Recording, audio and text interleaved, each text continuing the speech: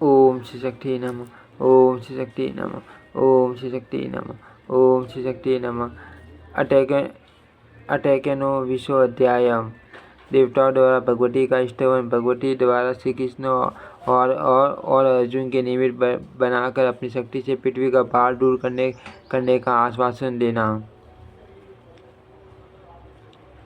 व्यास जी बोले, हे राजन, ऐसा कहने के उपरांत भगवान विष्णु ने ब्रह्मा जी से फिर कहा, जिन भगवती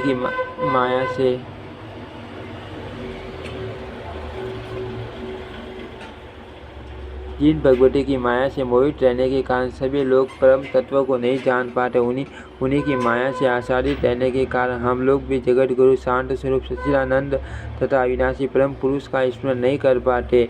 हे ब्राह्मण, मैं विष्णु हूँ, मैं ब्रह्मा हूँ, मैं शिव हूँ। इसी अभिमान से मोहित हम लोग उस सनातन परम तत्व को नहीं जान पाते। उस परमात्मा की माया से मोहित मैं उसी प्रकार सदा उसके अधीन रहता हूँ, जैसे कठपुतली बाजीगर के अधीन रहती हैं। कल्प के आरंभ में आप ब्रह्मा ने, शिव ने तथा मैंने भी क्षुधा सागर में उस परमात्मा की अद्भुत विभूति का दर्शन किया था। मणिद्वीप में मंडा वृक्ष के नीचे चल रहे रासमंडल में एकत्रित सभा में भी वह विभूति साक्षात देखी गई थी, न कि वह केवल कहीं सुनी गई थी। अतः इस अवसर पर सभी देवता उसी परमा शक्ति कल्याणकारी, सभी कामनाएं पूर्ण करने वाली माया स्वरूपिणी तथा परमात्मा की आदि शक्ति भगवती का स्मरण करे। व्यास जी बोले, भगवान विष्णु के ऐसा कहने पर ब्रह्मा आदि देवता सभी सदा विराजमान रहने वाली भगवती योग माया एकाग्र मन से ध्यान करने लगे। उनके स्मरण करते ही भगवती ने उन्हें प्रत्यक्ष दर्शन प्रदान किया। उस समय वे देवी चपाकुसुम के समान रक्त वंश से सुशोभित थी और उन्होंने 5 अंकुश वर तथा अभय मुद्रा धारण कर रखी थी। उन परम सुंदर भगवती को देखकर सभी देवता अत्यंत प्रसन्न हुए और उनकी स्तुति करने लगे। देवता बोले, जिस प्रकार मकड़ी की नाभि से तंतु तथा अग्नि से चिंगारियाँ निकलती हैं, उसी प्रकार ये जगत जिनसे प्रकट हुआ है उन भगवती को हम नमस्कार करते हैं, जिनकी माया शक्ति से संपूर्ण चराचर जगत पुण्य ओतप्रोत है। उन सीते स्वरूपिणी करुणा सिंधु भुवनेश्वरी का हम स्मरण करते हैं, जिन्हें न जानने से संसार में बार बार जन्म होता रहता है और जिनका ज्ञान हो जाने से भव बंधन का नाश हो जाता है। उन ज्ञान स्वरूपिणी भगवती का हम स्मरण करते हैं। वे हमें सन्मार्ग पर चलने के लिए प्रेरित करें। हम उन माँ लक्ष्मी को जाने, हम सर्वशक्तिमयी भगवती का ध्यान करते हैं। वे भगवती हमें शरत क्रम में प्रवट होने की प्रेरणा प्रदान करे। संसार का कष्ट हरने वाली हे माता, हम आपको प्रणाम करते हैं। आप प्रसन्न होइए। हे दया से आर्द्र हृदय वाली, हमारा कल्याण कीजिए, हमारा यह कार्य संपन्न कर दीजिए। हे महेश्वरी, असुर समुदाय का संहार करके पृथ्वी का भार उतार दीजिए। हे भवानी, आप सज्जनों का कल्याण करें। हे कमल नयने, यदि आप देवताओं पर दया नहीं करेगी तो वे सम्रांगन में तलवारों तथा बाणों से दैत्यों पर प्रहार करने में समर्थ कैसे हो सकेंगे। इस बात को आपने स्वयं यज्ञोपाख्यान प्रसंग में यक्ष रूप धारण करके हे हुतासन, आप इस तीन के को जलादे इत्यादि पद कर्तनों द्वारा व्यक्त कर दिया है।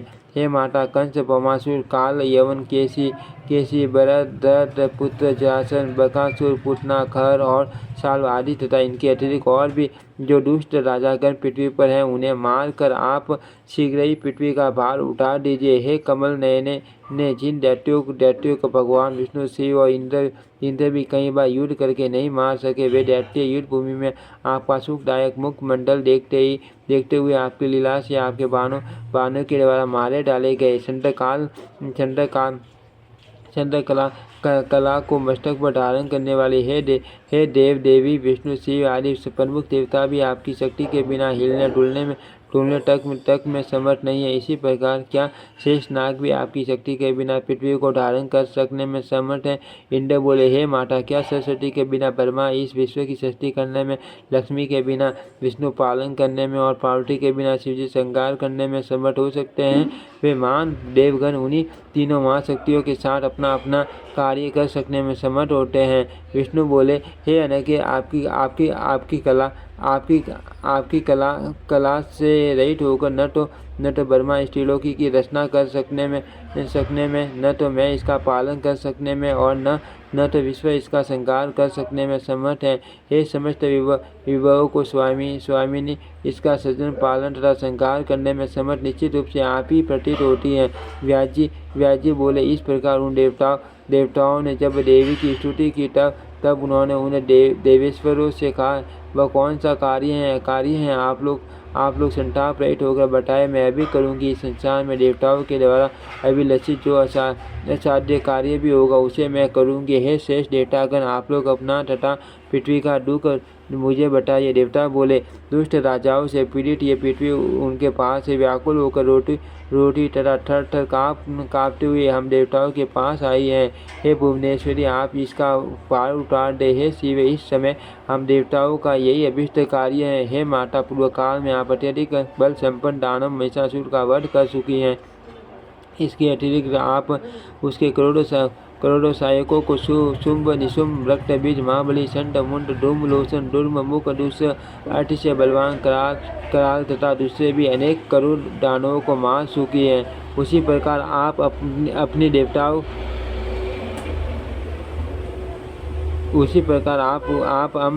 हम देवताओं के शत्रु रूप सभी दुष्ट राजाओं का वध कीजिए। दुष्ट राजाओं का वध करके पृथ्वी का दूसरा भार उतार दीजिए। व्यास जी बोले, हे राजन, देवताओं के ऐसा कहने पर नीले नेत्र प्रांत वाली कल्याण में भगवती हंसकर मेघ के समान गंभीर वाणी में उनसे कहने लगी। श्री देवी बोली, हे देवताओं, मैंने ये पहले से ही सोच रखा है कि मैं अंश अवतार धारण करूं, जिससे पृथ्वी से दुष्ट राजाओं का भार उतर जाए। हे महाभाग देवताओं, मद तेज वाले जरासन आदि जो बड़े बड़े दैत्य राजागण हैं, उन सबको मैं अपनी शक्ति से मार डालूंगी। हे देवतागण, आप लोग भी अपने अपने अंशों से पृथ्वी पर अवतार लेकर मेरी शक्ति से युक्त होकर भार उतारे। मेरे अवतार लेने से पूर्व देवताओं के प्रजापति कश्यप अपनी पत्नी के साथ यदुकुल में वसुदेव नाम से अवतीर्ण होंगे।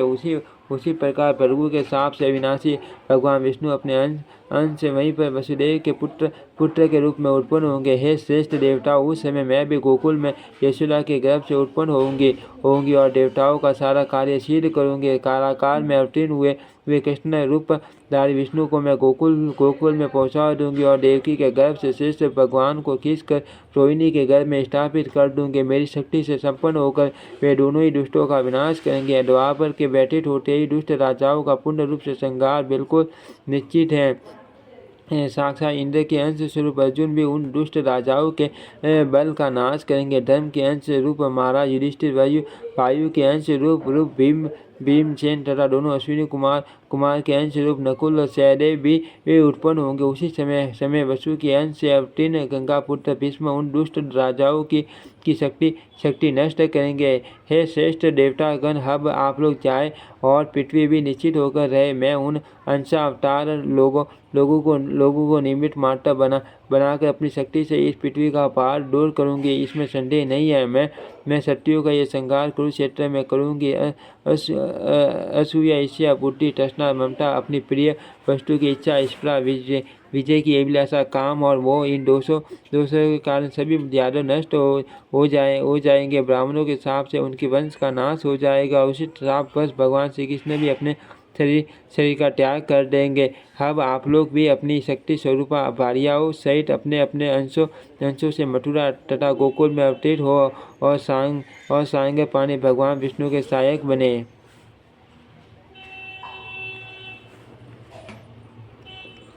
व्यास जी बोले, ऐसा कहकर परमात्मा की योग माया भगवती अंतर्ध्यान हो गई। तदनंतर पृथ्वी सहित सभी देवता अपने अपने स्थान पर चले गए। पृथ्वी भी उन भगवती की वाणी से संतुष्ट हो गई, शांत शीत हो गई। हे जन्मेजय, वह औषधियों और लताओं से संपन्न हो गए। प्रजाएं सुखी हो गए। दिव्य गणों की मान उन्नति होने लगी और सभी मुनिगण संतुष्ट होकर धर्मपरायण हो गए। इति श्रीमद्देवी भागवते महापुराणे अष्टादश शास्त्रायां संहितायां चतुर्थ स्कन्धे देवानां प्रति देवी वाक्य वर्णन नामैको विश्वोऽध्यायः। ओम श्री शक्ति नमः। ओम श्री शक्ति नमः। ओम श्री शक्ति नमः। ओम श्री शक्ति नमः।